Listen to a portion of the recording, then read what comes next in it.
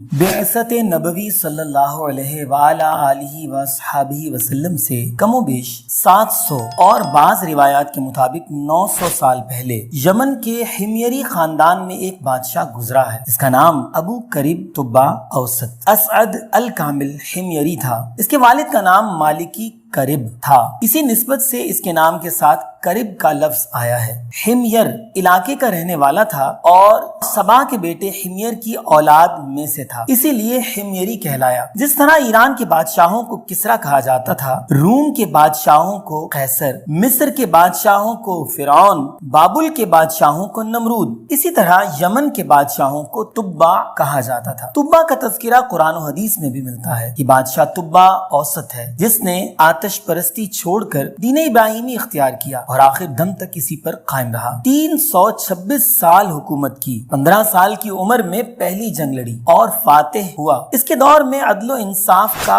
بول بالا ہوا. ایک مرتبہ دمشق سے ایک عورت فریاد لائی تو اسے انصاف دلوانے کے لیے لاکھوں دینار خرچ کر کے ایک فوج تیار کی اور فوج بھیج کر اسے انصاف دلوایا. اب تو ہر طرف بادشاہ کے انصاف کے چرچے ہونے لگے. دور دراز سے لوگ اپنے علاقوں میں انصاف قائم کرنے کے لیے بادشاہ کو دعوت دیتے تھے. خوشحالی کا حال یہ تھا، ان کے علاقے سے 70 میل دور سے سندل کی خوشبو آتی تھی. لوگ جلانے کے لیے سندل کی لکڑی استعمال کرتے تھے. بادشاہ ہمیشہ اپنے ساتھ عالم، فاضل اور ہنرمند لوگ رکھتا تھا. جس علاقے سے بادشاہ کا لشکر گزرتا، لوگ بڑے پرتپاک اور عالی شان انداز سے بادشاہ کا استقبال کرتے. مختلف علاقوں کو فتح کرتے کرتے بادشاہ اپنے عظیم الشان لشکر کے ساتھ مکہ کے قریب پہنچا. حیرانگی کی بات یہ کہ کوئی بھی استقبال کرنے نہ آیا. بادشاہ کو بہت غصہ آیا. فوراً وزیر سے معاملے کی تحقیق کروانے کا حکم جاری کیا. وزیر کچھ دیر بعد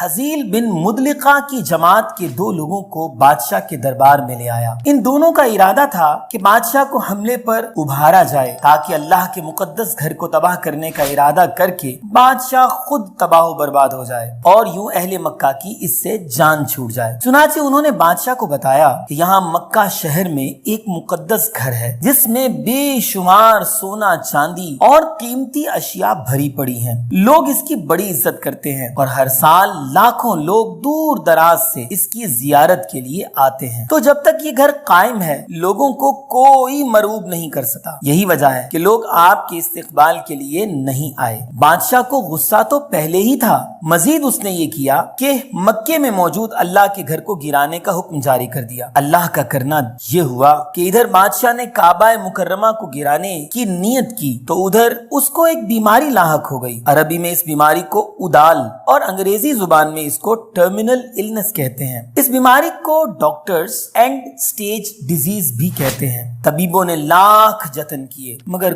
کوئی فرق نہ پڑا. آخر سارے طبیبوں نے جواب دے دیا کہ اب بادشاہ کے زندہ رہنے کی امید ختم ہو چکی ہے. یہ خبر جنگل میں آگ کی طرح پھیلتے پھیلتے دین ابراہیمی کے پیروکار یہودی عالموں تک بھی پہنچ گئی. ان کا سربراہ شامول نامی عالم دین تھا. اس نے بادشاہ سے ملنے کی خواہش ظاہر کی. بادشاہ سے ملاقات کے دوران وہ بولا کہ میرے پاس اس کا علاج موجود ہے. آپ نے اللہ کا گھر گرانے کی نیت کی ہے. آپ اپنا ارادہ ترک کر دیں اور توبہ کریں کیونکہ یہ بڑا متبرک گھر ہے. اسے حضرت ابراہیم علیہ السلام اور ان کے بیٹے حضرت اسماعیل علیہ السلام نے تعمیر کیا ہے. اپنا حکم واپس لے لیجئے ورنہ موت کے لیے تیار رہیے. چنانچہ بادشاہ نے کعبے کو گرانے سے توبہ کی اور اپنا حکم واپس لے لیا. حکم الہی سے بادشاہ صحت یاب ہو گیا. شکرانے کے طور پر بادشاہ نے فوج کو ہر روز 1000 اونٹ ذبح کرنے کا حکم دیا اور 6 دن تک قیام کیا. شہد اور گوشت سے خدام کعبہ کی پرتکلف